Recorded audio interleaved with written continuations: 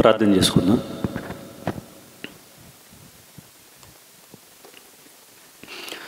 సర్వోన్నతుడు మహోన్నతుడు అయిన దేవా, యేసయ్య, మీ ఘనమైన నామమును బట్టి వందనాలు స్తుతులు చెల్లిస్తున్నాము తండ్రి. గతించిన కాలమంతయు మీ సజీవమైన రెక్కల చోటున మమ్మల్ందరినీ భద్రపరిచి కాచి కాపాడి సజీవులు ఉన్నటువంటి దేశంలో మమ్మను బ్రతకనిచ్చిన విధానాన్ని బట్టి వందనాలు చెల్లిస్తూ ఉన్నాను తండ్రి.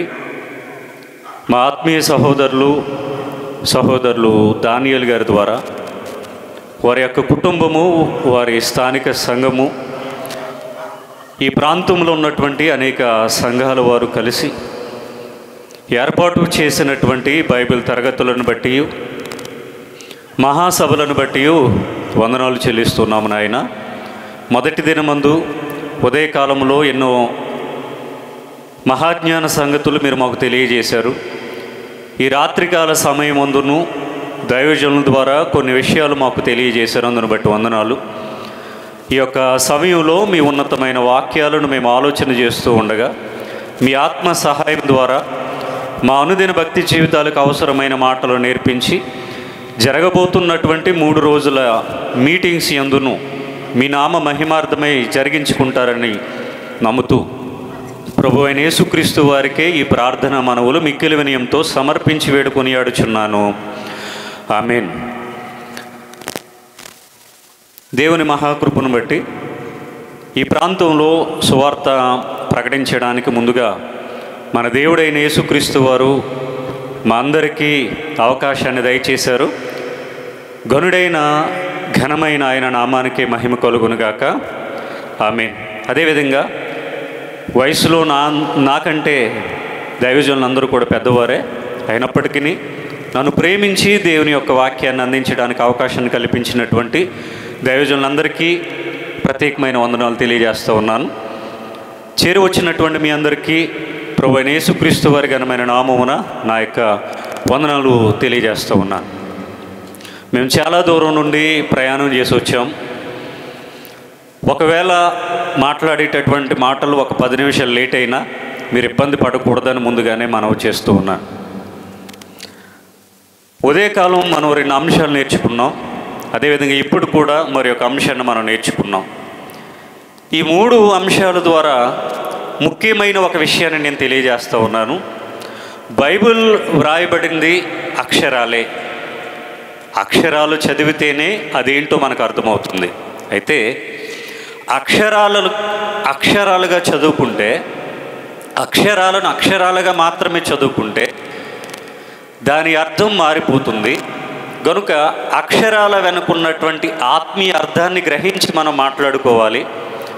అందులో ఉన్నటువంటి ఆంతర్యాన్ని, దేవుడు మనకు చెప్పనై ఉన్నటువంటి మర్మాన్ని, సత్యాన్ని మనం గ్రహించాలని తెలియజేస్తూ ఉన్నాను. అదేవిధంగా ఇప్పుడు దైవజనులు తెలియజేసినట్టుగా మొదటి అధ్యాయంలో, అంటే బైబిల్ గ్రంథం ప్రారంభం మొదటి అధ్యాయంలోనే దేవుని భాష మనకు అర్థం కావాలి. మనం గొర్రెలమైతే గొర్రెల కాపరి యొక్క భాష మనకు అర్థం అవ్వాలి అంటూ ఒక విషయాన్ని వారు తెలియజేశారు మనకు. అనగా బైబిల్ గ్రంథాన్ని నిత్యము ధ్యానిస్తూ ఉన్నటువంటి మనం, ప్రతిరోజు చదువుతూ ఉన్నటువంటి మనం, అందులో వ్రాయబడిన ప్రతి సందర్భం, ప్రతి పదం, ప్రతి అక్షరం వెనకాల ఉన్నటువంటి ఆత్మీయ దృక్కోణాన్ని మనం ఆలోచించాలి. ఈ సృష్టి క్రమాన్ని చేస్తూ ఇందులో వ్రాయబడినటువంటి ఈ సృష్టిని గూర్చినటువంటి వివరణ ఈరోజు మన కళ్ళ ముందు సాక్ష్యముగా కనబడుతూ ఉంది. దైవజనులు అదే మనకు తెలియజేశారు. సాక్ష్యంగా కనబడుతూ ఉంది. మరి సాక్ష్యంగా ఉన్నటువంటి ఈ సృష్టిలో మనం జీవం కలిగి ఉన్నాం, జీవిస్తూ ఉన్నాం. అదేవిధంగా ఇప్పుడు నేను తెలియజేసేది కూడా ఏదైతే అంశం ఉందో అది కూడా మన కళ్ళ ముందు కనబడాలి. అది కూడా మన కళ్ళ ముందే కనబడాలి. అప్పుడు అదేంటో మనం అర్థం చేసుకోవాలి. అర్థం చేసుకునేటటువంటి ప్రయత్నం చేద్దాం. నేను తెలియజేసేటటువంటి అంశం జీవవృక్షము, జీవవృక్ష ఫలములు. జీవవృక్షము లేదా జీవవృక్ష ఫలములు. అసలు దీని గూర్చినటువంటి ప్రస్తావన మనకి ఎక్కడ కనబడుతుంది బైబిల్లో? మాట్లాడండి, దగ్గరగానే ఉన్నారు కదా. మీరు నేను మాట్లాడుకుంటూ ముందుకు వెళ్తే చాలా విషయాలు మనం నేర్చుకోవడానికి అవకాశం ఉంటుంది.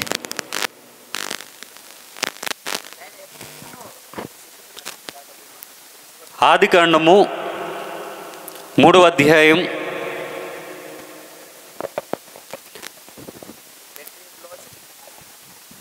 ఆదికాండం 3వ అధ్యాయం మొదటి వచనం నుండి 6 వచన భాగాలను మనం ఆలోచిద్దాం. హలో,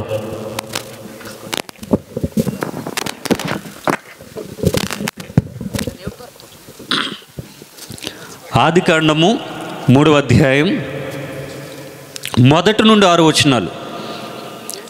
దేవుడైన యెహోవా చేసిన సమస్త భూజంతువులలో సర్పము యుక్తి గలదై ఉండెను. అది ఆ స్త్రీతో, ఇది నిజమా? ఈ తోట చెట్లలో దేని ఫలములనైనను మీరు తినకూడదని దేవుడు చెప్పినా అని అడిగెను. అందుకు స్త్రీ, ఈ తోట చెట్ల ఫలములను మేము తినవచ్చును. అయితే తోట మధ్యనున్న చెట్టు ఫలములను గూర్చి దేవుడు మీరు చావకుండునట్లు వాటిని తినకూడదనియు వాటిని ముట్టకూడదనియు చెప్పినని సర్పముతో అనెను. సందర్భం మనకు తెలుసు. ఈ వాక్యాన్ని మనం చాలాసార్లు మన యొక్క జీవితంలో ధ్యానించాం, చాలాసార్లు మనం చదువుకున్నాం, చాలా ప్రసంగాల్లో మనం విన్నాం. ఒకసారి ఇందులో ఉన్నటువంటి ఆంతర్యాన్ని గ్రహిద్దాం.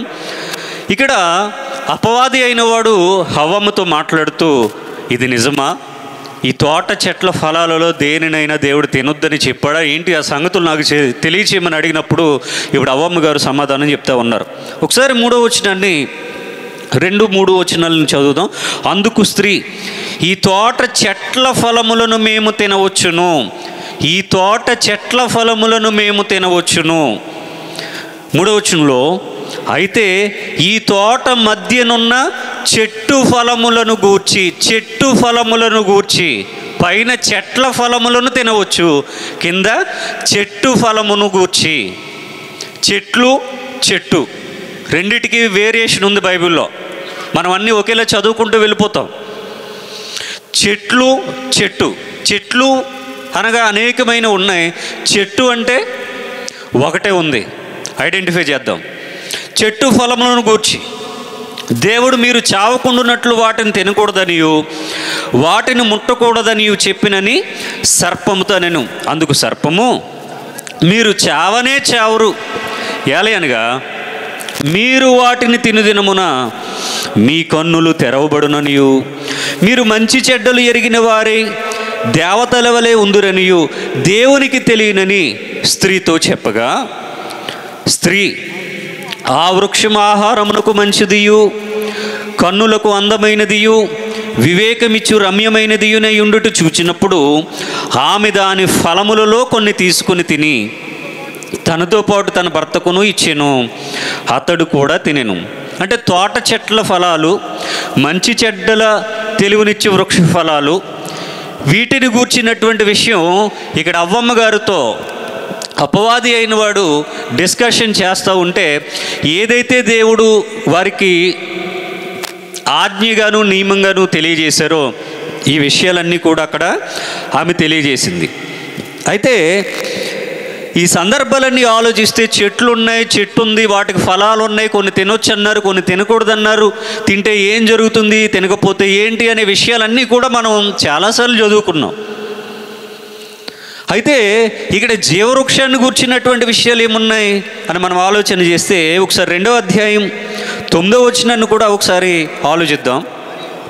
మరియు దేవుడైన యెహోవా చూపునకు రమ్యమైనదియు ఆహారమునకు మంచిదియునైన ప్రతి వృక్షమును ఆ తోట మధ్యను జీవవృక్షమును మంచి చెడ్డల తెలివినిచ్చి వృక్షమును నేల నుండి మొలిపించెను. ఇక్కడ ఏముందండి? అనేక చెట్లు ఉన్నాయి, వాటి ఫలాలు ఉన్నాయి, మంచి చెడ్డలు తెలివినిచ్చి వృక్షం ఉంది, అదే విధముగా జీవవృక్షం ఉంది. చదివాం కదా మనం. ఉందా లేదా? మీరు మాట్లాడకపోతే మీకు గాఢ నిద్రాత్మ పట్టుకుంటుంది.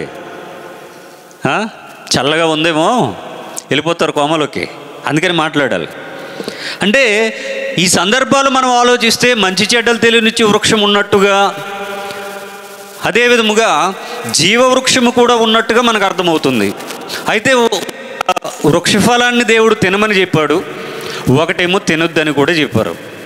ఈ విషయాలన్నీ మాకు తెలుసు కదండి, ఇంక ఇందులో ఏం విషయం ఉంది కనుక మనం ఆలోచిస్తే ఇందులోనే అసలైన విషయం అంతా దాగి ఉంది. జాగ్రత్తగా మనం ఆలోచిద్దాం. ఇందులోనే 16, 17 వచనాలను కూడా చదువుదాం. మరియు దేవుడైన యెహోవా, ఈ తోటలోనున్న ప్రతి వృక్ష ఫలములను నీవు నిరభ్యంతరముగా తినవచ్చును. అయితే మంచి చెడ్డల తెలివినిచ్చి వృక్ష ఫలములను తినకూడదు. నీవు వాటిని తిను దినమున నిశ్చయముగా చచ్చెదవని నరునికి ఆజ్ఞాపించెను. అన్నీ తినమన్నారు, కానీ ఒకటి తినొద్దన్నారు. ఏంటిది? మంచి చెడ్డల తెలివినిచ్చి వృక్ష ఫలం తినకూడదు.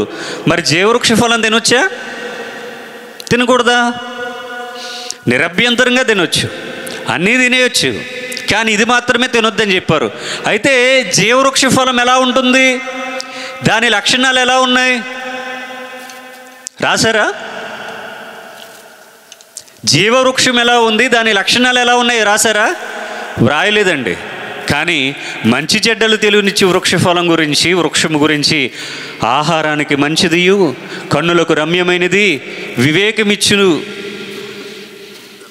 వివేకమిచ్చు రమ్యమైనది అనేటటువంటి విషయాలు ఇక్కడ రాయబడ్డాయండి. చూపునకు రమ్యమైనది, ఆహారమునకు మంచిది, కన్నులకు అందమైనది. అందరికి ఏం కావాలి?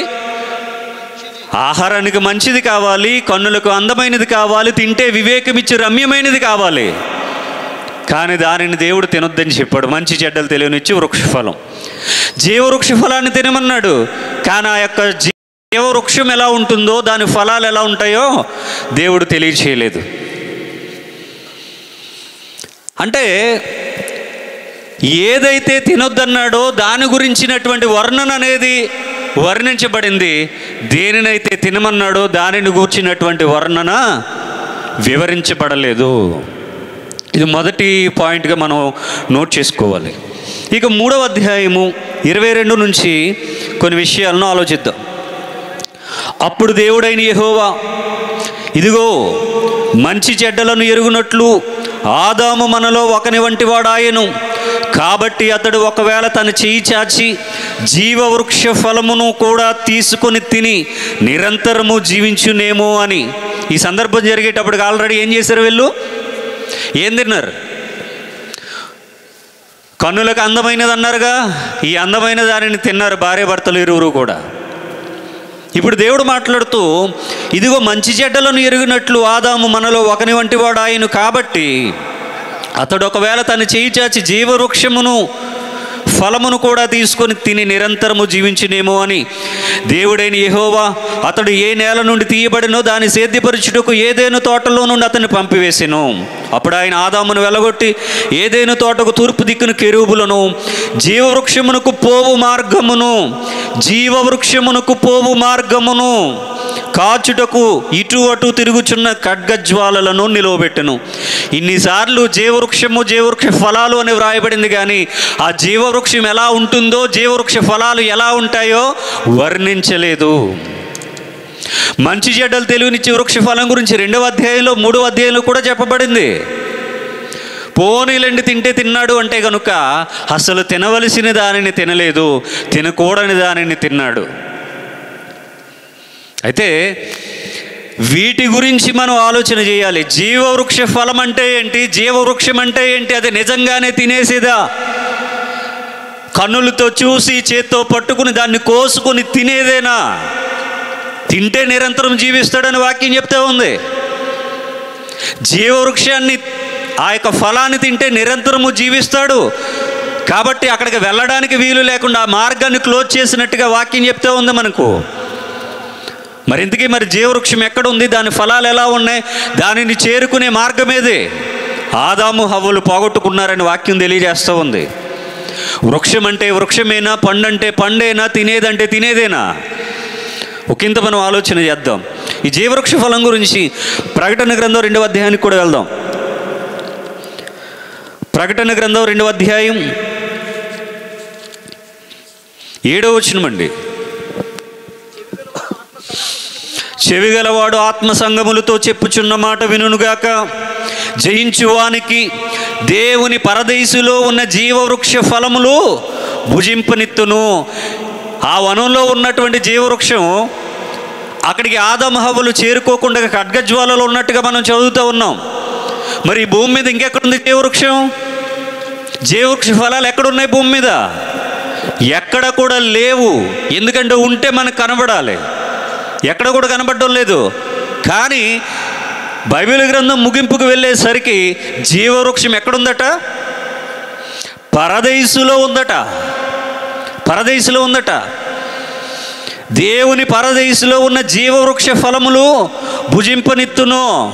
పరదేశులో ఏముంది? జీవవృక్ష ఫలాలు ఉన్నాయంటే ఆ చెట్టు ఉంది. పరదేశు మనం చేరుకుంటే జీవవృక్ష ఫలాలు మనం కోసుకుని తినొచ్చు అన్నమాట. నా ప్రశ్న, ఫేస్బుక్లో దీని గురించినటువంటి డిస్కషన్ జరుగుతూ ఉన్నప్పుడు, అయ్యా జీవవృక్ష ఫలం ఎక్కడుంది ఇప్పుడు అంటే ఈ రెఫరెన్స్ చూపించారు ఆయన. ఎక్కడుంది? పరదేశులో ఉంది. అయితే పరదేశులో ఉన్నటువంటి జీవవృక్ష ఫలాలు మనం తినడానికి అవకాశం ఉందా అంటే ఇదే రెఫరెన్స్ చూపించి ఎస్ 100% మనం అక్కడికి చేరుకుంటే తినొచ్చు అని చెప్పారు. సరే, అక్కడ ఇంకేం చెట్లు ఉంటాయి అయ్యగారు అని అడిగా. ఇంకేం చెట్లు ఉంటాయి పరదేశులో? పరదేశులో చెట్లు ఉంటాయా? మొక్కలు ఉంటాయా? ఫలాలు కాస్తాయా? ఏమేం మొక్కలు ఉంటాయంటే సైలెన్స్. అక్కడ మనం దేహాలతో వెళ్తామా, దేహం లేకుండా వెళ్తామా, ఆత్మస్వరూపంగా వెళ్తామా, మహిమ దేహాలతో వెళ్తామా? ఒకవేళ అలాగ మనం మారితే మనకు ఆకలి ఉంటుందా? అప్పుడు ఈ ఫలాలు కోసుకుని తినడానికి అవకాశం ఉంటుందా? అసలు ఈ ఫలాలు అక్కడ ఎలా ఉన్నాయి? చెట్టు అంటే చెట్టేనా, పండు అంటే పండేనా? కోసుకుని తినేదంటే కోసుకుని తినేసేదే? అసలు మనకు అక్కడ ఆకలి ఉంటుందా? దప్పిక ఉంటుందా? అక్కడ తాగేవి తినేవి ఉంటాయా? అక్కడ ముట్టుకునే పదార్థాలు ఉంటాయా? భూమి మీదలాగా అక్కడ పంటలు కూడా పండుతాయా? ఏమేం పంటలు పండుతాయని అడిగితే నో ఆన్సర్. నేను మిమ్మల్ని అడుగుతున్నాను ఇప్పుడు, పరదేశులో జీవవృక్ష ఫలాలు ఇచ్చే చెట్టుతో పాటుగా ఇంకేం చెట్లు ఉన్నాయని అడుగుతున్నా. భూమి మీద పండే ప్రతి పంట కూడా అక్కడ ఉంటుందా? అక్కడికి వెళ్ళి వీటిని పండించుకుని తినొచ్చా? అక్కడ బ్రతకొచ్చా? ఇక్కడ చెట్టు అక్కడికి ఎలా వెళ్ళిపోయింది? ఇవన్నీ మన మనసులో ప్రశ్నల రూపంలో ఆలోచించుకుంటూ ఇంకా ముందుకు వెళ్దాం. 22వ అధ్యాయం ప్రకటన గ్రంథం 22వ అధ్యాయం 2వ వచనం.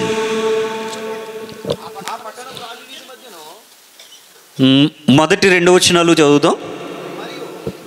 మరియు స్ఫటికము వలె మెరయునట్టి జీవజలముల నది దేవుని యొక్కయు గొర్రెపిల్ల యొక్కయు సింహాసనము యొద్ద నుండి ఆ పట్టణపు రాజవీధి మధ్యను ప్రవహించుట ఆ దూత నాకు చూపెను. ఆ నది ఏవలను ఆవలను జీవవృక్షముండెను. జీవవృక్షముండెను.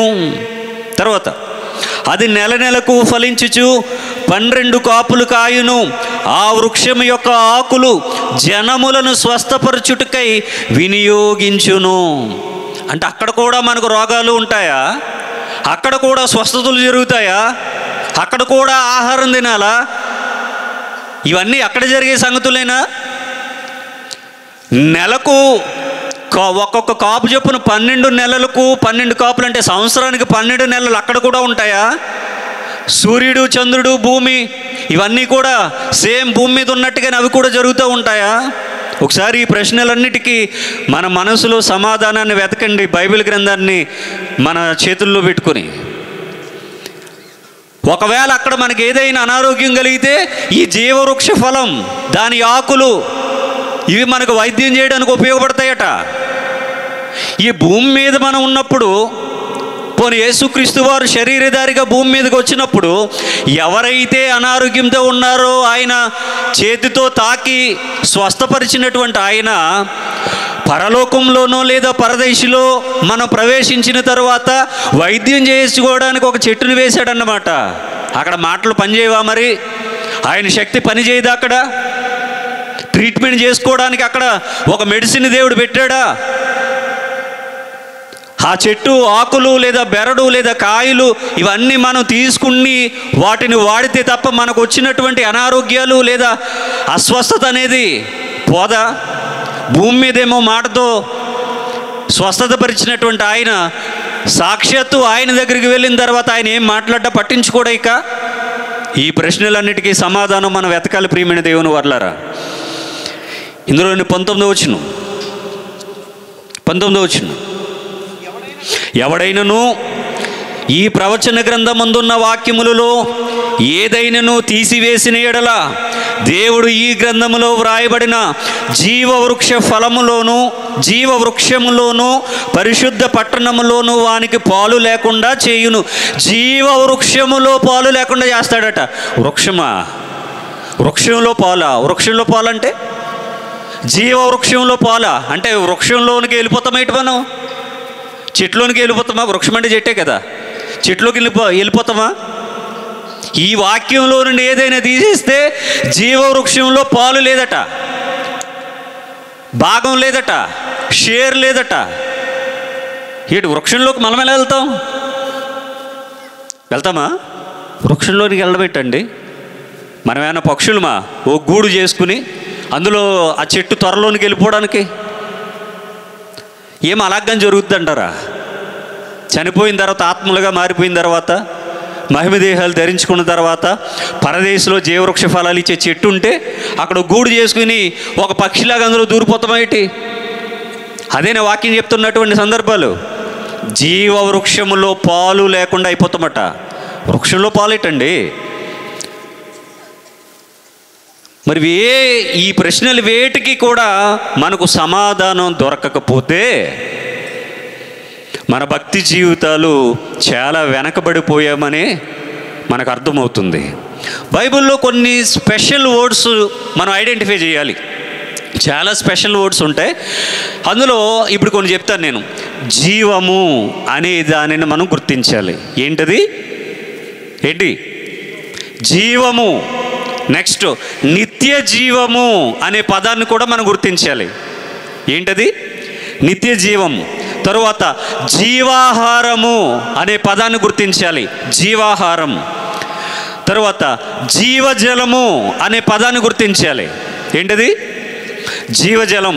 తర్వాత జీవ కిరీటము అనే దానిని కూడా గుర్తించాలి. ఏం పదం? జీవ కిరీటం. నెక్స్ట్ జీవవాక్యము. ఏంటది? జీవవాక్యము. ఈ వాటినన్నిటిని గురించి మనం బైబిల్ నందు ఐడెంటిఫై చేస్తే జీవవృక్షము అనేది మనకు తెలుస్తుంది. ఎన్నొచ్చాయి మనకి? 6. జీవము, నిత్య జీవము, జీవాహారము, జీవజలము, జీవకిరీటము, జీవవాక్యం. ఈ 6టిని కూడా మనం ఐడెంటిఫై చేస్తే జీవవృక్షము లేదా జీవవృక్ష ఫలము అంటే ఏంటో మనకు అర్థమవుతుంది. వీటిని తెలుసుకుని వెళితే బాగుంటుందని నా ఆలోచన. పర్లేదు ముగించేస్తే వెళ్ళిపోతామంటే కనుక క్లోజ్ చేసేద్దాం. ఆలోచిద్దామా? ముగించుకుందామా? ఆలోచిద్దాం. సమయం ఉంది కదా. మనమేమి 9:30కే భుజం. మనకి ఇంకా చాలా టైం ఉంటుంది. ఒక 10 నిమిషాలు లేట్ అయినా ఇబ్బంది పడకండి. జాగ్రత్తగా నేర్చుకుని మన ఆత్మలను సంతృప్తి చేసుకుని శరీర సంబంధమైన ఆహారాన్ని తిని బలపడుతున్నటువంటి మనం ఆత్మకు సంబంధించినటువంటి ఆహారాన్ని కూడా భుజించే ఇక నుండి మనం బయలుదేరదాం. ఒకసారి ఈ యొక్క జీవ వృక్షమును గూర్చినటువంటి ఆల్మోస్ట్ బేసిక్ ఇన్ఫర్మేషన్ అంతా మీకు ఇచ్చాను. ఇంకొంచెం లోతైన విషయాలను, లోతైన ఇన్ఫర్మేషన్ మనం నేర్చుకునేటటువంటి ప్రయత్నం చేద్దాం. సామెతల గ్రంథం 3వ అధ్యాయం. సామెతల గ్రంథం 3వ అధ్యాయం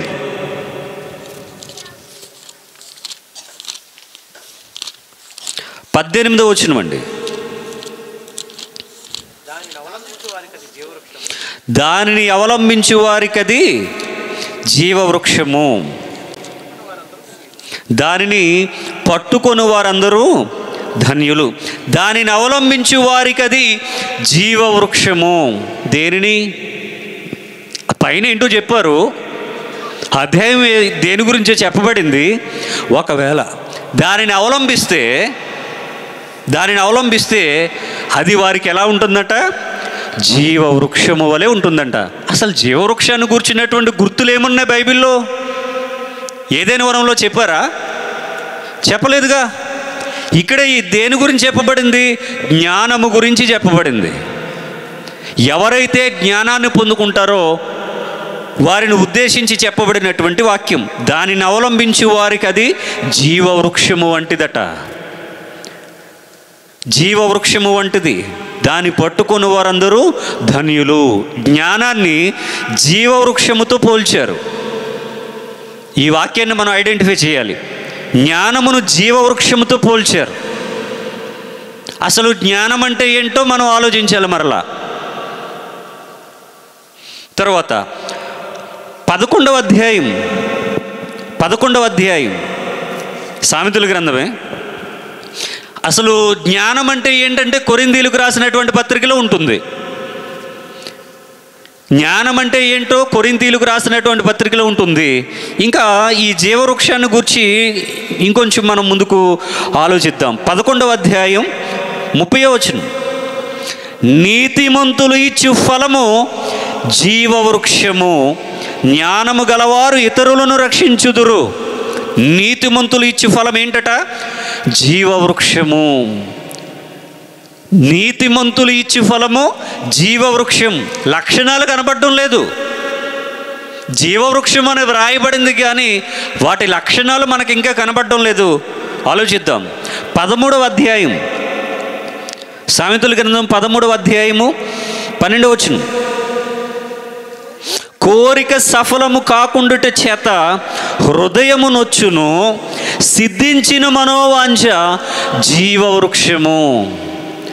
నీ కోరిక జరిగితే గనుక అది జీవవృక్షం వంటిదట. సిద్ధించిన మనోవాంఛ జీవవృక్షము. 15వ అధ్యాయం 4వ వచనం. సాత్వికమైన నాలుక జీవవృక్షము, దానిలో కుటిలత యుండిన ఎడల ఆత్మకు భంగము కలుగును. సాత్వికమైన నాలుక జీవవృక్షము. నేను మీకు 4 వేరు వచనాలు చూపించాను. ఇవన్నీ జీవవృక్షముతో పోల్చబడ్డాయి. జ్ఞానము జీవవృక్షంతో పోల్చబడింది. మనోవాంఛ జీవవృక్షంతో, తీరితే గనక జీవవృక్షంతో పోల్చబడింది. అంటే ఈ 4 లక్షణాలు కూడా జీవవృక్షము అని చెప్పాయి. అయితే ఆ జీవవృక్షం ఏంటి అసలు? అది నిజముగా వృక్షమేనా, చెట్టేనా? అది ఫలాలు ఫలిస్తుందా? ఈ దిశగా మనం ఆలోచన చేద్దాం ఈ జీవవృక్షాన్ని గురించి. అందుకని జీవము అనే దానిని, నిత్య జీవం అనే దానిని మనం ఐడెంటిఫై చేయాలి అని ముందుగానే మీకు తెలియజేశాను. అయితే ఇప్పటి వరకు మనం ఆదికాండము, ప్రకటన గ్రంథము, సామెతల గ్రంథము ఇలా ఉన్నటువంటి సందర్భాలన్నీ కూడా జీవవృక్షాన్ని గురించి కొన్ని విషయాలను మనం, ఆ వాక్యాలను గురించి మనం చదివాం. వీటన్నిటిలో కూడా జీవవృక్షం అంటే ఏంటో ఇంకా మనకి ఇంకా క్లారిటీ రాలేదు కనుక ఇంకొంచెం ముందుకు వెళ్ళేటటువంటి ప్రయత్నం చేద్దాం. యోహాను సువార్త 3వ అధ్యాయం, యోహాను సువార్త 3వ అధ్యాయం 16వ వచనం అందరికీ బాగా తెలిసినటువంటి వాక్యం ఇది. దేవుడు లోకమును ఎంతో ప్రేమించెను కాగా ఆయన తన అద్వితీయ కుమారునిగా పుట్టిన వాని యందు విశ్వాసముంచు ప్రతి వాడును నశింపక నిత్య జీవము పొందునట్లు ఆయనను అనుగ్రహించెను. నశింపక నిత్య జీవము పొందునట్లు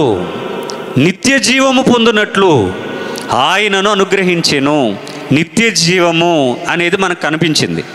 నిత్య జీవం, దీనిని మనం పొందుకోవాలట. దానిని మనం పొందుకోవడానికే యేసుక్రీస్తు ఈ లోకానికి వచ్చారు అనే సంగతి మనకు తెలుసు. ఆయన రాకపోతే, శరీరధారిగా రాకపోతే మనకు అవకాశం లేదు. ఎందులో అవకాశం లేదు? నిత్య జీవాన్ని పొందుకునే అవకాశం లేదు.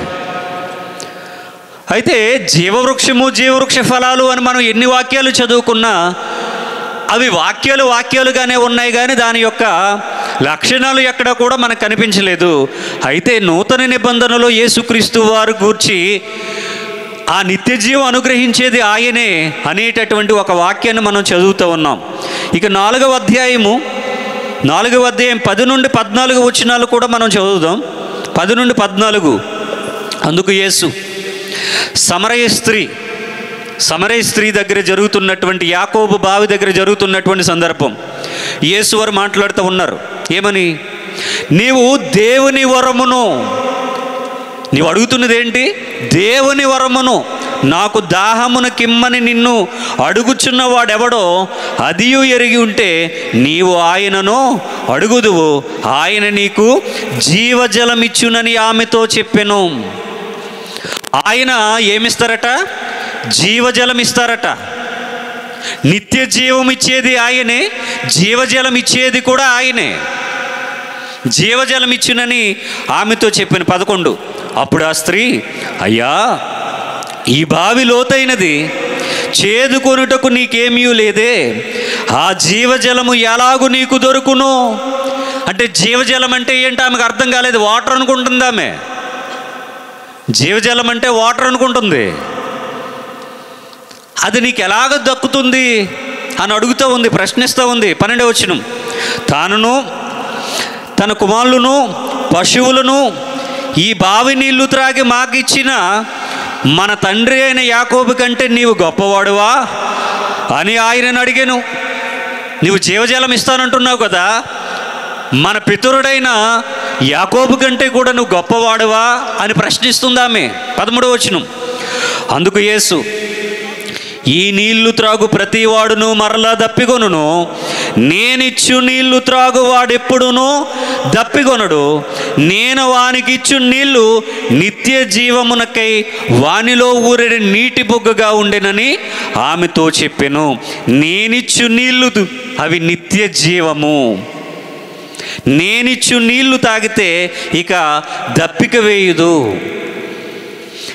నిత్య జీవమునకై వానిలో ఊరెడి నీటి బొగ్గ అని చెప్తూ ఉన్నారండి ఆయన. అంటే జీవజలం, నేను జీవజలాన్ని ఇస్తాను అని చెప్తూ ఉన్నారు. ఈ వాక్యాలన్నీ చూడండి, జీవవృక్షము, జీవాహారము, జీవజలము, నిత్య జీవము, జీవాహారము, జీవము, ఈ పదాలన్నీ కూడా ఒకటే అమరిక. సందర్భాన్ని బట్టి వాడారు, వేరువేరుగా వాడారు, కానీ అందులో ఉన్న ఆంతర్యం ఒకటే. ప్రియమైన దేవుని వర్లారా, దానిని గ్రహించాలి, ఐడెంటిఫై చేయాలి. ఈరోజు మనం భూమి మీద ఎక్కడైనా వెతకండి, జీవవృక్ష ఫలం అనేది ఉంది, లేదా చెట్టు అనేది ఉంది. దాని యొక్క ఫలాలు తింటే నిత్య యవ్వనంగా ఉంటామని కానీ, మరణం లేకుండా ఉంటామని కానీ ఏదైనా ఒక చెట్టుని ఎవరైనా కనిపెట్టారా? అసలు ఎక్కడైనా ఉందా? అలాంటిది ఉంటే అసలు మన వరకు రానిస్తారా? అలాంటిదే కనుక ఉంటే మన వరకు దక్కుతుందా? దానిని ఎప్పుడో లేపెద్దురు. అందుకనే లోతైన విషయాలు జాగ్రత్తగా మనం ఆలోచన చేద్దాం. అంటే ఇక్కడ నీటి బుగ్గ, నిత్య జీవము, జీవజలాలు అనేటటువంటి సందర్భాలు మనకు కనబడుతూ ఉన్నాయి. మనకి ఇంకా క్లారిటీ కావాలి. 5వ అధ్యాయం 39వ వచనం.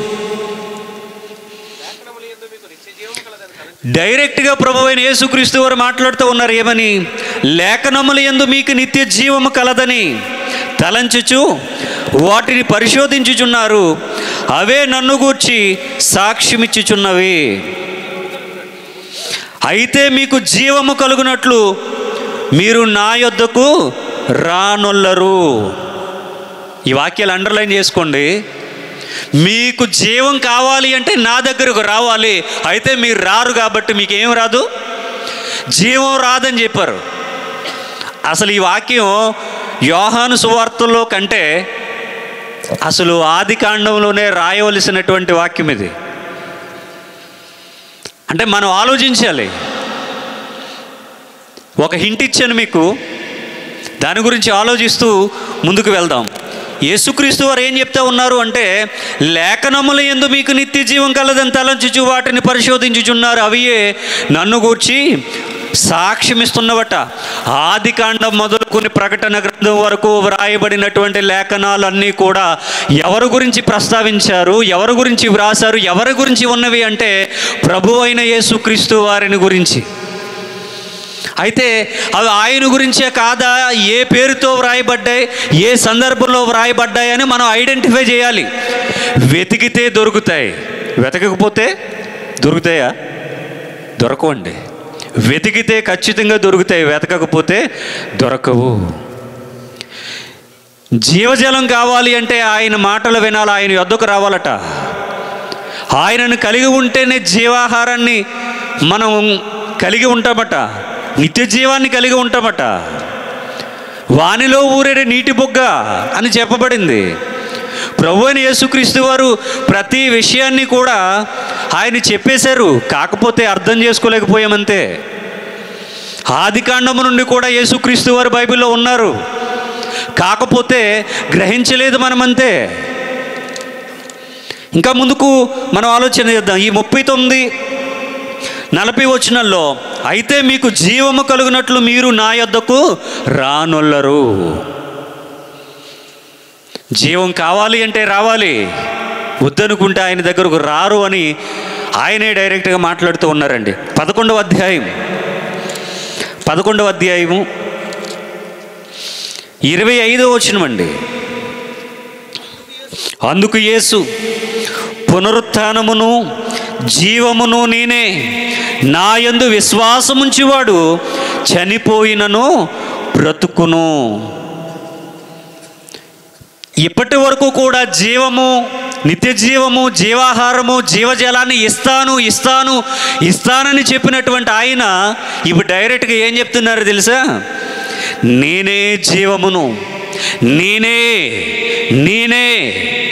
అసలు నేనే అనే పదానికి ఉన్నటువంటి సౌండ్, బేసు అనేది మామూలుగా ఉండదండి. నేనే అనే దానిలో నేను మాత్రమే, నేనొక్కడనే అనేటటువంటి అర్థాలు దాగి ఉన్నాయి అందులో. నేను కూడా, మేము కూడా అని అర్థం కాదండి. నేనే అంటే అర్థం ఏంటి తెలుసా? వన్ అండ్ ఓన్లీ అని అర్థం. వన్ అండ్ ఓన్లీ అని అర్థం. నేనే. ఇద్దరు నేనేలు ఉంటారా? పాత నిబంధనలో ఒక నేనే అన్న దేవుడు, క్రొత్త నిబంధనలో మరొక నేనే అన్న దేవుడు. ఈ ఇద్దరు కలిసి పరలోకం ఇస్తారా? అప్పుడు వాళ్ళిద్దరి మధ్య ఏముంటుంది తెలుసా? రే వాడు నావాడు, నేనే ఇస్తానని ఆయన అంటే, లేదు నేనే ఇస్తానని ఈయనంటే, ఇద్దరు కలిసి కొట్టుకుని ఎవరికి కూడా ఎవరు నిత్య జీవాన్ని ఎవరిక మధ్యలో ఇంకొక ఆయన వస్తాడు మరలా. ఇద్దరు నేనేలు ఉండరు. నేనే అంటే ఒక్కడే, నేనే అంటేనే యజమాని, నేనే అంటే ఆయన ఒక్కడే, ఆయన మాత్రమే ఇచ్చేది. నేనే జీవము, నేనే జీవాన్ని. అందులో ఉన్నటువంటి ఆంతర్యం ఏంటి తెలుసా? చెప్తా. ఇంకా ముందుకు వెళ్తా. 14వ అధ్యాయం 6వ వచనం.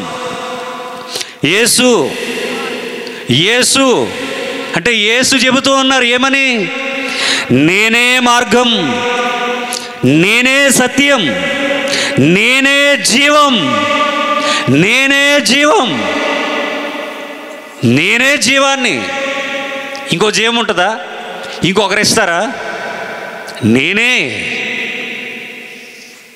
అసలు బైబిల్లో నేనే అనేటటువంటి పదం అది ఎంత గొప్పదో మనం ఆలోచించాలండి.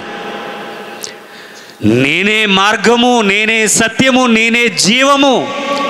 జీవం ఇచ్చేది నేనే, జీవజలాన్ని ఇచ్చేది నేనే, జీవాహారాన్ని నేనే, నిత్య జీవాన్ని నేనే. నేను కూడా అని రాయలేదండి. నేను కూడా అని రాస్తే అసలు నమ్మాల్సినటువంటి పనేమీ లేదు. నేను కూడా అని లేదండి, నేనే అని ఉంది. కనుక ఈ వాక్యాలన్నిటినీ మనం ఆలోచిస్తే జీవాన్ని నేనే, నిత్య జీవాన్ని నేనే, జీవాహారాన్ని నేనే, జీవజలాన్ని నేనే అని చెబుతున్నటువంటి ప్రభువారు ఆయన గురించి మరింత లోతైన విషయాలను మనం ఆలోచన చేద్దాం. 6వ అధ్యాయము 35వ వచనం. అందుకు యేసు వారితో ఇట్లనెను, జీవాహారము నేనే, జీవాహారము నేనే. నా యొద్దకు వచ్చివాడు ఏమాత్రమును ఆకలిగొనడు, నా యందు విశ్వాసముంచివాడు ఎన్నడునూ దప్పిగొనడు. జీవాహారమును నేనే, జీవాహారమును నేనే. నా యొద్దకు వచ్చివాడు ఏమాత్రమును ఆకలిగొనడు, నా యొద్దకు వచ్చివాడు ఏమాత్రమును ఆకలిగొనడు. ఎందుకంటే జీవాహారమును నేనే. నా యొద్దకు వచ్చివాడు ఎన్నటికి దప్పిగొనడు, ఎందుకంటే జీవజలమును నేనే. జీవాహారమును నేనే అంటే మన బలుబులు టంగమని వెలగాలి. వెలిగాయా లేదా? వెలగలేదేమో. జీవాహారమును నేనే అంటే అర్థం ఏంటో తెలుసా? జీవవృక్ష ఫలమును నేనే అనే అర్థం అండి. అర్థమైందో లేదో? జీవాహారమును నేనే అంటే అర్థం ఏంటి? జీవవృక్ష ఫలమును నేనే. మీరు జీవము పొందునట్లు నా యొద్దకు రారు అంటే ఆదాము ఏం చేశాడో తెలుసా? హవ్వమ్మ ఏం చేసిందో తెలుసా? జీవవృక్ష ఫలమై ఉన్నటువంటి యేసుక్రీస్తు దగ్గరకు రాలేదు, ఆయనను గ్రహించలేదు, ఆయన మాట వినలేదు, ఆ జీవాహారాన్ని స్వీకరించలేదు, జీవజలం దగ్గరకు రాలేదు, జీవాహారానికి దూరంగా ఉన్నారు. జీవాహారమును నేనే అంటే ప్రతి ఆదివారం ప్రభు బల తీసుకుంటున్నాం కదా రొట్టె, అది కాదండి. రొట్టె జీవాహారం కాదు, నేనే జీవాహారాన్ని అని ప్రభువారు చెప్తే ఉన్నారు. నేనే జీవవృక్ష ఫలమును అనే అర్థం, అనే సత్యం, అనే మర్మం అందులో దాగి ఉంది. దీనిని గ్రహించలేదండి. దీనిని గ్రహించక ఈరోజు పండంటే పండు అనుకున్నారు, కాయంటే కాయ అనుకున్నారు, వృక్షం అంటే వృక్షం అనుకున్నారు. మరి వృక్షంలో పాలు లేదంటే, జీవవృక్షంలో పాలు లేదంటే, జీవవృక్షముగా పిలువబడినటువంటి ప్రభువైన యేసుక్రీస్తు వారిలో నాలో మీకు భాగము లేదు అని చెప్తా ఉన్నారు. నాతో మీరుండ్రు, నాలో మీకు స్థానము లేదు, మిమ్మల్ని నేను వెలుపలికి పంపించేస్తూ ఉన్నాను. జీవవృక్ష ఫలం ప్రభు అయిన యేసుక్రీస్తు వారు, జీవవృక్షం ప్రభు అయిన యేసుక్రీస్తు వారు. ఈ సత్యాన్ని మనం గ్రహించాలి ప్రియమైన దేవుని వర్లారా. 48వ వచనం ఇంకా లోతుగా మనం ఆలోచన చేద్దాం. విశ్వసించువాడే నిత్య జీవము గలవాడు, జీవాహారము నేనే. విశ్వసించువాడే నిత్య జీవము గలవాడు. ఏమని విశ్వసించాలి? దేవుని కుమారుడు, మనిషి కుమారుడు, మానవుడు, నరుడు అని విశ్వసించాలా? దేవుడే అని విశ్వసించాలా? విశ్వసించువాడే నిత్య జీవము గలవాడు, జీవాహారమును నేనే. ఆది కాండములో ఆయన జీవవృక్షముగా ఉన్నాడు. ఆ సంగతిని విశ్వసించువాడే నిత్య జీవము గలవాడు. ఆ జీవాహారాన్ని కోరుకున్నవాడు, పొందుకున్నవాడే నిత్య జీవము గలవాడు. ఆయనే జీవాహారం అటండి. నిత్య జీవం గలవాడని వాక్యం తెలియజేస్తూ ఉంది. ఇంకా ముందుకు చదువుదాం. మీ పితరులు అరణ్యములో మన్నాను తినినను చనిపోయారు. ఇప్పుడు మనం ఎంత ఆహారం, ఎన్ని వెరైటీలు తిన్నా చనిపోతాం. దీనిని తినేవాడు చావకుండునట్లు పరలోకము నుండి దిగి వచ్చిన ఆహారం ఇదే. దేనిని? జీవాహారం. జీవాహారం అంటే జీవవృక్ష ఫలం. జీవవృక్ష ఫలం అంటే ప్రభువైన యేసుక్రీస్తు వారు. ఆయనను భుజిస్తే మనకు చావు లేదటండి. దీనిని తినివాడు చావకుండునట్లు పరలోకం నుండి దిగి వచ్చిన ఆహారం ఇదే. పరలోకం నుండి దిగి వచ్చిన జీవాహారమును నేనే. పరలోకము నుండి దిగి వచ్చిన జీవాహారమును నేనే. మరి పరదేశంలో చెట్టు ఉంది, చెట్టుకేమో కాపులు కాస్తూ ఉన్నాయి, వాటికి ఫలాలు ఉన్నాయి, వాటి పళ్ళు తినాలి, తిందురు కానీ పైకి వెళ్ళిన తర్వాత అడగాలప్పుడు, ప్రభువా ఫలానా అధ్యాయం ఫలానా వచనంలో చెట్టు ఉందన్నారు కదా, ఏది చూపించండి. గుడ్డివారులారా అనాలప్పుడు దేవుడు. నేనే. ఫిలిప్తో చెప్పాడుగా ఏమని? నేనే ఎంతకాలం నీతో ఉండినను నీవు నన్ను ఎరుగువా, నేనే తండ్రిని అని చెప్తే డైరెక్ట్గా చెప్తూ ఉన్నారండి సంభాషణలో. వాళ్ళకు తెలియంది ఈరోజు ఉన్నటువంటి క్రైస్తవ్యానికి ఇంకేం తెలిసింది? వాళ్ళకు అర్థం కానిది ఇంకేం అర్థమైంది?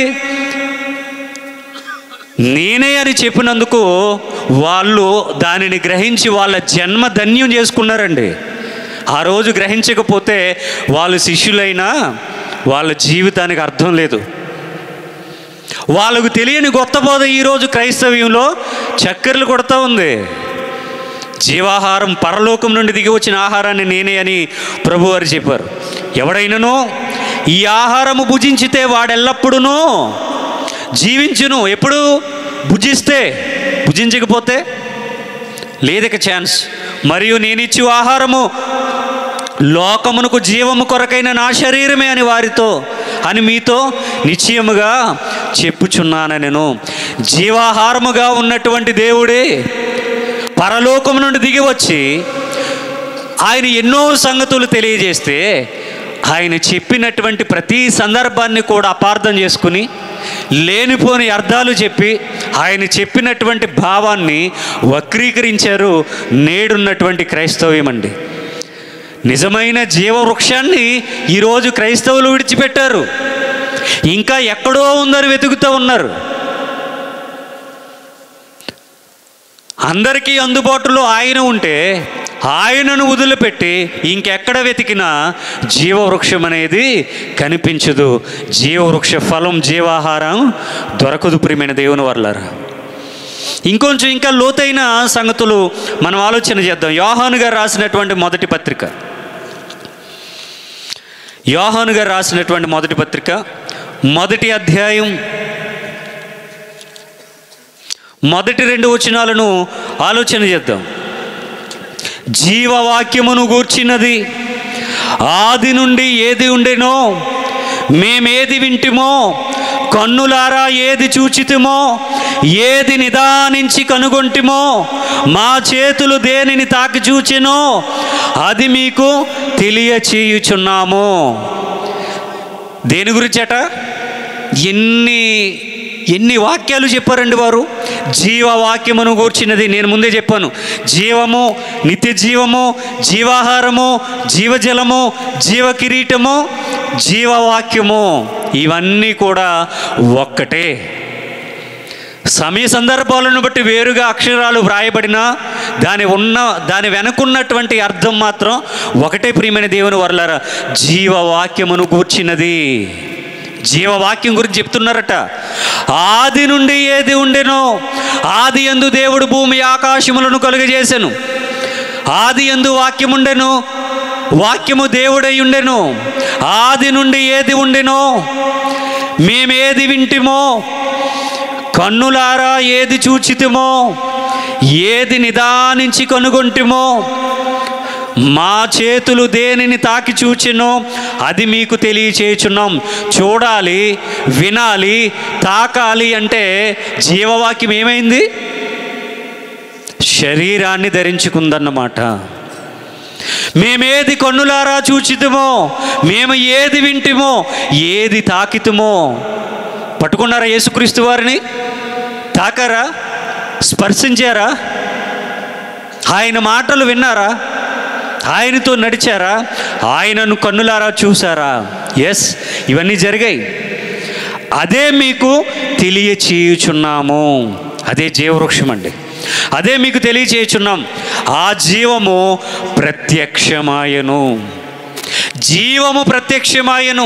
తండ్రి యొద్ద ఉండి మాకు ప్రత్యక్షమైన ఆ నిత్య జీవమును మేము చూచి, జీవము ప్రత్యక్షమైంది, ఆ జీవమే నిత్య జీవము, ఆ నిత్య జీవాన్ని మేము చూచాము అని శిష్యులు చెప్తూ ఉన్నారు. సాక్ష్యం చెప్తూ ఉన్నారండి. ఆ నిత్య జీవాన్ని మేము చూచి ఆ జీవమును గూర్చి సాక్ష్యం ఇచ్చుచు, సాక్షి చెప్తూ ఉన్నారు. నిత్య జీవాన్ని మేము చూసాం అని సాక్ష్యం చెప్తూ ఉన్నారండి. సాక్ష్యం ఇచ్చుచు దానిని మీకు తెలియపరుచుచున్నాము. దానిని మీకు తెలియపరచుచున్నాం. ఆనాడు ఇన్ని ఆధారాలతో ప్రభువైన యేసుక్రీస్తును నమ్మి ఆయన నామాన్ని ఒప్పుకొని ఆయన నామాన్ని ప్రకటించిన వారికి తెలుసా, ఈరోజు అంధభక్తులుగా ఉన్నటువంటి క్రైస్తవులకు తెలుసా ఆయన ఎవరో? ఆయన ఎవరో ఎవరికి తెలిసింది? వాక్యాన్ని ఎవరు అపార్థం చేసుకున్నారు? ఆ రోజు వారు ఏమని ప్రకటించినందుకు చెరసాలకు వెళ్ళారు. ఆ రోజు వారు ఎందుకు మరణానికి అప్పగించబడ్డారు? దేవుని కుమారుడని చెబితే వాళ్ళను కొట్టేవాడు తిట్టేవాడు లేడండి. మనిషి కుమారుడు అని చెప్పినా పట్టించుకునేవారు లేరండి. కానీ దేవుని కుమారుడు అంటే మరలా దేవుని కుమారుడు అంటే దేవుని కుమారుడే అన్నారు. అరే నాయన, దేవుని కుమారుడు అంటే దేవుడు అని అర్థం. దేవుని కుమారుడు అని ఆయన చెప్పుకున్నందుకే కదా సిలువకు అప్పగించారు. ఉత్తనే ఊరికనే కాదు కదా. ఆ జీవం ప్రత్యక్షమైంది, దానిని మేము చూసాం. అదే నిత్య జీవం కన్నులతో చూసాం, అదే మేము ప్రకటిస్తూ ఉన్నాం. అదే సువార్త అని శిష్యులు తెలియజేస్తూ ఉన్నారండి. శిష్యులు తెలియజేస్తూ ఉన్నారు. యోహాను సువార్త 1వ అధ్యాయం, యోహాను సువార్త 1వ అధ్యాయం 4వ వచనం. ఆయనలో జీవముండెను, ఆ జీవము మనుష్యులకు వెలుగై ఉండెను. ఆయనలో ఏముందట? జీవం. అందుకని ఆయన చెప్పుకున్నారు, నేనే జీవం. ఆయనలో జీవం ఉండెను, ఆ జీవం మనుషులకు వెలుగై ఉండెను. నేనే నిత్య జీవాన్ని, నేనే జీవాహారాన్ని, నేనే జీవజలమును, నేనే జీవవాక్యమును, నేనే జీవవృక్షమును, నేనే జీవవృక్ష ఫలమును. ఇన్ని ఆధారాలు పెట్టారండి ఆయన బైబిల్లో. ఇన్ని ఆధారాలు పెట్టినా ఇంకా మన మనోనేత్రాలు వెలిగింపబడకపోతే మన భక్తి జీవితాలు వ్యర్థమైపోతాయి. ప్రియమైన దేవుని వర్లారా, మరల వద్ద యోహాను గారు రాసినటువంటి మొదటి పత్రిక 5వ అధ్యాయం 20వ వచనం. యోహాను గారు రాసినటువంటి మొదటి పత్రిక 5వ అధ్యాయం 20వ వచనం. మనము సత్యవంతుడైన వానిని ఎరుగవలనని దేవుని కుమారుడు వచ్చి మనకు వివేకం అనుగ్రహించి ఉన్నాడని ఎరుగుదుము. మనము దేవుని కుమారుడైన యేసుక్రీస్తునందున్న వారమై సత్యవంతుని యందున్నాము. ఆయనే నిజమైన దేవుడు, నిత్య జీవమునై ఉన్నాడు. ఆయనే నిజమైన దేవుడును నిత్య జీవమునై ఉన్నాడు. మరలా ఆయనే నిజమైన దేవుడును నిత్య జీవమునై ఉన్నాడు. ఆయనే నిజమైన దేవుడైతే మరి మిగిలిన వాళ్ళు ఎవరు? ఉన్నారా? అసలు ఉన్నారా? నిజమైన అబద్ధమా, వాస్తవమా, కల్పితమా? మరి వ్రాసారు కదా అంటే వ్రాయబడిన దానికి వెనకాలన్న అర్థం ఏమిటి అని గ్రహించాలి. ఆయనే నిజమైన దేవుడు అంటే మరి మిగిలిన వాళ్ళు ఏరి? ఎక్కడున్నారు? ఏం చేస్తూ ఉన్నారు? ఏం చూస్తూ ఉన్నారు? ఆయనే నిజమైన దేవుడు అంటే ఇక మిగిలిన వారు లేరనే కదండి అర్థం.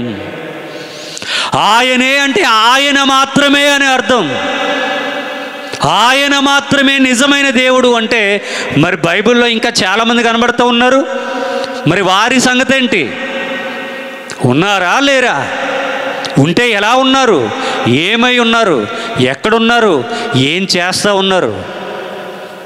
లేదా ఆ సందర్భాల్లో అలా చెప్పబడిన ప్రతి సందర్భంలో ఉన్నది కూడా ఆయనే ఈయన అనే సత్యాన్ని, లేదా ఈయనే ఆయన అనే సత్యాన్ని మనం గ్రహించాలి. ఆయనే నిజమైన దేవుడు, నిత్య జీవమునై ఉన్నాడు. ఆయనే నిత్య జీవమట, నిత్య జీవం. యోహాను సువార్త 17వ అధ్యాయం, యోహాను సువార్త 17వ అధ్యాయం